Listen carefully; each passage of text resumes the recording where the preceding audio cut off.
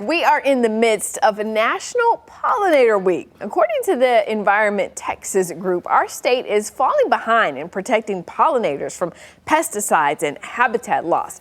Konrad Bouffard with the Texas Pollinator Project is here to talk more about this issue. Thanks so much for being with us. Thank you for having me. Tell us a little bit first and foremost about the Pollinator Project.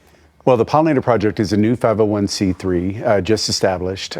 We are so new, we don't even have a website yet, but we do have very, very strong programming, especially in public parks, around the issues of education about pollinators.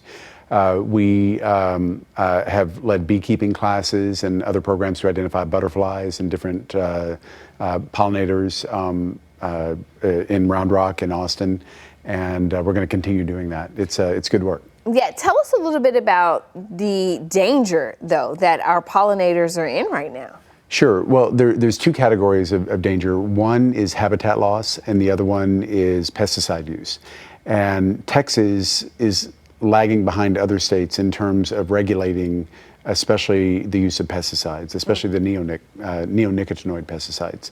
And of course, with growth comes habitat loss. For example, I'm a beekeeper in Round Rock, and when we started, there were 7 ranches. When I started as a beekeeper, there were 7 ranches. Now there are no ranches. There are only subdivisions named after ranches, and that takes a toll. It prevents you from having large areas of land to set out beehives, and it also affects native pollinators dramatically. And ultimately, what that leads to is kind of a dampening effect on the vitality of the environment, which eventually affects us. We are part of the environment. Right, and we need these pollinators. People may, they probably learned about it in elementary or middle school, and maybe they don't remember. We need bees and butterflies, right? That's right. Our food is dependent on it. Our grocery stores are dependent on it. And by the way, I want to give a shout out to HEB and their Our Texas, Our Future program, because they are a huge supporter of pollinator protections in Texas. And so we like them, and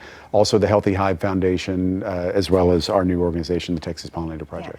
Yeah. People may be hearing this, and especially when you hear about the no ranches left, right? What can folks be doing in order to help the problem? The number one thing that people can do is avoid purchasing or using neonicotinoid pesticides. And for folks who don't know what that is, break it down. It's a certain class of pesticide that was created in the late 90s, early 2000s, that is derived from tobacco.